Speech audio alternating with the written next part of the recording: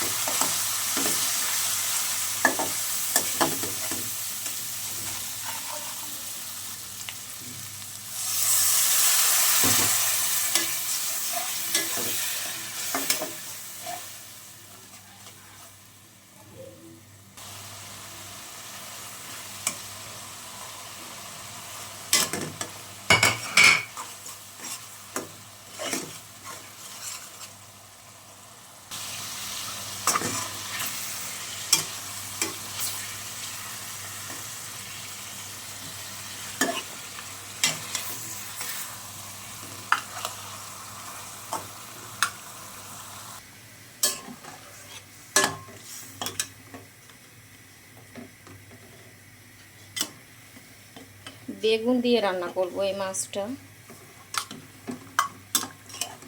মাছটাকে ফুট করে ভালো করে কষায় নিতে হবে। একটু কষাইছি, আর একটুখানি পানি দিলাম যাতে ভালো করে কষানো হয়ে যায়। এখানে আছে শোল মাছ, এগুলোও রান্না করা হবে। আগে ওগুলো রান্না করা হয়ে যাক, যেহেতু দিনে গ্যাসের সমস্যা, এই জন্য রাত্রে এই গরমের মধ্যে অনেক রান্না করে রাখতে হয়। এত পরিমাণ গরম পড়ছে, একদম ইচ্ছা করে না রান্নাঘরে আসতে, কিন্তু কি আর করা, মেয়েদের কাজ তো রান্না করতেই হবে।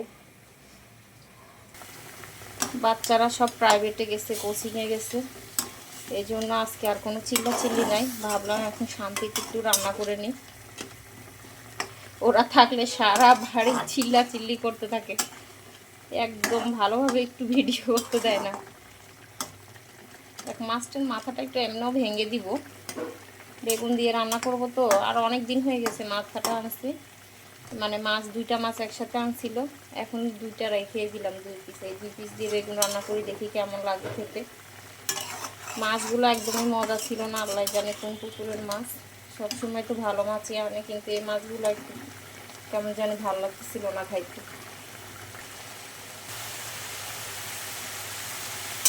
মাছটা আমার কষানো হয়ে গেছে, এখন হচ্ছে বেগুনগুলোকে দিয়ে দিব।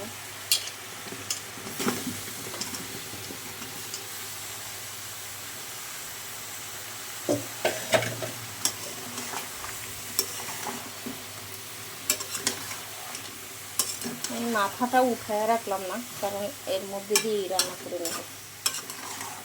মাথা তো এমনিও ভেঙে ভেঙে দিব, যতটুকু লাড়াচাড়ার মধ্যে থাকে অতটুকু।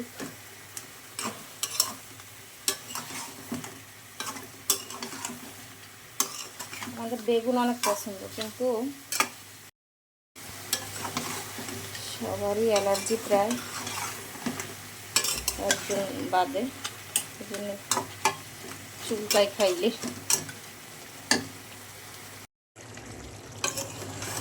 আমার বেগুন তরকারিটা রান্না হয়ে গেছে, সেই একটা কালার আসছে, খেতে কেমন মজা হবে আল্লাহ জানে, খাওয়ার পরে বলতে পারবো।